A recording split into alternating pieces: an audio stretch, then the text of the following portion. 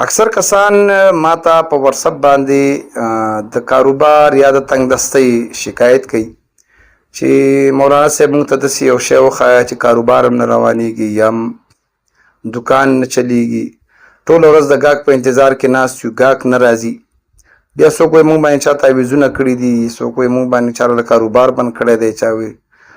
نو بیا هغوی دپاره زه داسې چې کوم دغه وظیفه ورته وښیم، خو بیا ما ویل چې ولې نه چې دې باندې زه یو ویډیو جوړه کړم او هغه کسان چې د تپوس ما نه کوي نو د هغې نه مخکې هغې ته د دې علاج میلاو شي.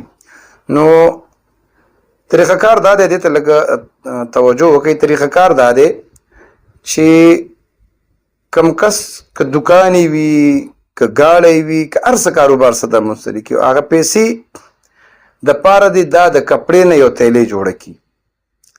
که کپړې نه یې تیلی جوړه کړي، دا به ته پرسي د ورځې چې څومره وټک کوي، څومره پیسې وباسي، نو هغه به هغې کې اچوي. ټیک شو جي.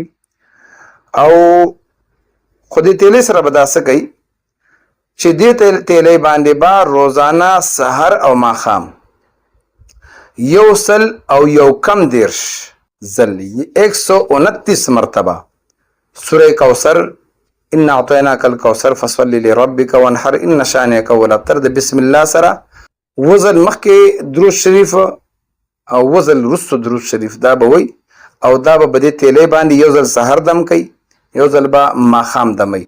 ان شاء الله العزیز د الله نه پوره امید دی چې دا کوم کس ټوله ورځ د ګاهک په انتظار کې ناست وي، نو بیا به ګاهک د ده په انتظار کې ناست وي. که دا مزد لځي نو دا هغه پورې به د ګاهک د ده دکان نه خوځېږي چې دا بیرته نه راغلی یا سحر د دکان نه یې کولاو کړی.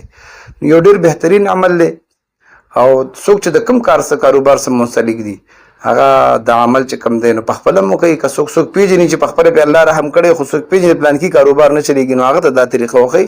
د کپړې تیلی هغې نه به خپل پرس جوړ کړي، په هغې کې به پیسې اچي او سحر او ماښام به سورې کوثر باندې بسم الله سره هر ځل به ورسره بسم الله وایي.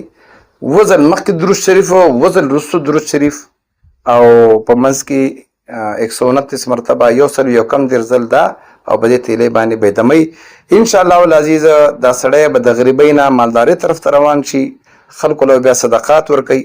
او دا عمل چې څومره کتونکي دي، ښځې، نر، خویندې، وروڼه، هغوی نورو ته مو ښایي او ما په خپلو بهترینو دعاګانو کې یاد ساتئ.